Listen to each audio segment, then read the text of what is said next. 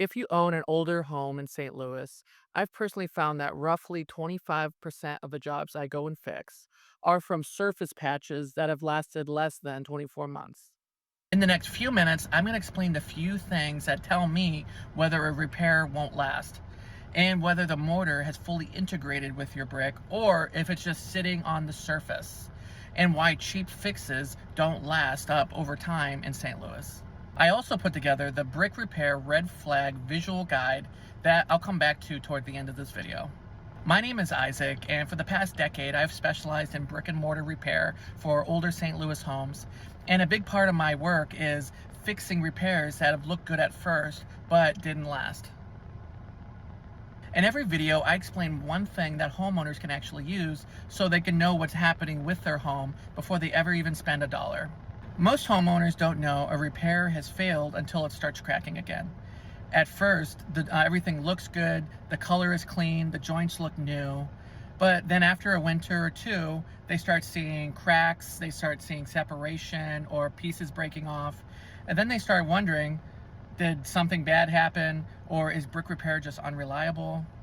So most people assume one of two things. They either assume this is just how brick is, or they assume maybe we just got unlucky, and they move on without understanding why the repair failed to begin with. But here's where homeowners usually get it wrong. Brick repair usually doesn't fail randomly. And once you know what I look for when I see a failed repair, the pattern usually becomes pretty clear. Here are the three things that tell me a repair won't last. First, you can still see the original mortar underneath the repair.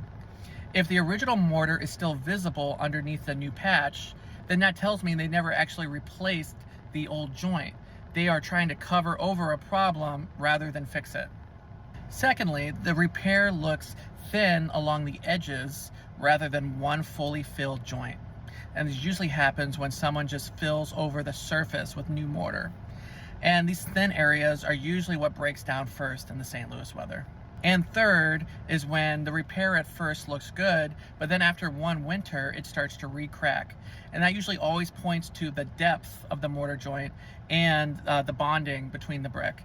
And when all three of these signs are put together, it usually tells me these repairs were never built to last. But even when homeowners understand this, there is still one thing that contractors refuse to tell you about why these repairs keep failing.